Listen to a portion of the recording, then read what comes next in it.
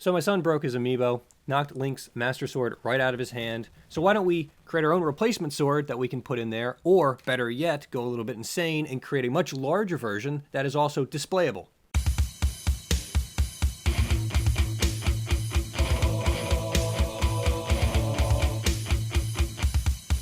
Link's sword broke clean off. And really what this gives me is an excuse to try something a little bit different, try something from a different game, and just see how it goes. So why don't we go ahead and jump right into how I did this. Alright, so I start making the blade in the edge first, and the idea here is just to use a simple cube to pull out those elements. The blade is very simple on this thing. The only thing that's a little bit different is the fact that it's a lot wider on the top portion than the lower area, and where it does begin to widen out, we have the Triforces embedded onto the blade. Now once that's kind of finished, I'm going to go ahead and smooth things out. Since it is meant for a toy, I don't want any really sharp edges. Then I go in and be making a triangle for the Triforce, extrude it up, make two more, and I'm tweaking these extensively because I am trying to get the dimensions somewhat right. Now, once that's done, we have a series of two lines to either side that I'm bringing in here. After tweaking with them for a while, I'm going to extrude them up and then probably group everything together, and then I'm going to mirror it over to the other side. Now once that's finished, everything gets merged together, save the scene out, and of course, scale it down and apply it to the front of the blade and extrude it inwards.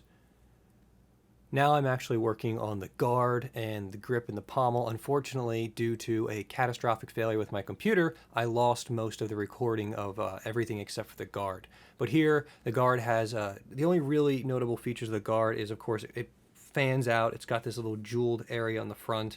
And it, of course, has these sort of large sweeping areas on the guard that fan outwards, kind of like a bird's wing. It also has two lines in that guard, at least that are present on the Amiibo version. I'm sure there are a lot more features, but I'm going off the Amiibo. Here I'm carving in this area. I'm using subdivisional surfaces, which is why the polygon mesh itself looks like junk. I'm going to go back in and smooth that down once I'm done. Spending a lot of time fixing the extrusion inwards. Sometimes extrusions don't work very well, so I'm fixing all that kind of stuff, making sure everything combines properly. Now all I'm going to do is end up just kind of like shoving these right into the main part of the grip itself to make this work. There it is mirrored over, and this is where I end up working for about an hour and everything fails. So here's the final version that I finished, including the grip, the pommel, and the entire sword.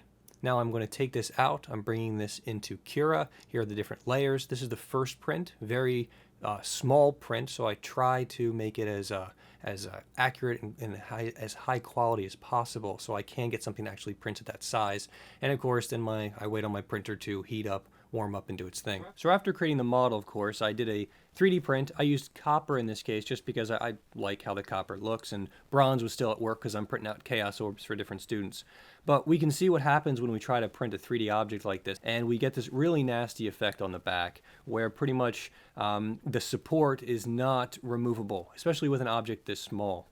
So because of the scale I was printing out, many of the features were lost. What I wanted to do was create a much larger print. So that's what this copper version is. This larger print suffers from the same problem as a smaller print. As you can see here, a whole lot of nastiness from the support going on the other side. So the way we can actually fix this is by slicing the model in half. So what I decided to do was actually 3D print it as two separate pieces. And that's what this bronze one is here. You can see the line where I actually fused the two together just using some simple super glue I had around the house. Came together quite well. A little bit of cleanup was necessary because when it did first come off the 3D printer, it was a little bit nasty. This was printed with no raft as well, mainly to conserve time and material. I'm getting low on the bronze. So I didn't want to just have a sword lying around. I wanted something I could actually stand up on my desk if I chose. But the idea is I created a really simple stand, a generic stand. So all I simply did was take the stand itself after creating it and then subtract this mesh from this one to create the necessary geometry in the center to make it work. I made it a tiny bit larger because whenever you 3D print things, you always want to give a little bit of a gap. So after printing it, the sword sticks in quite well.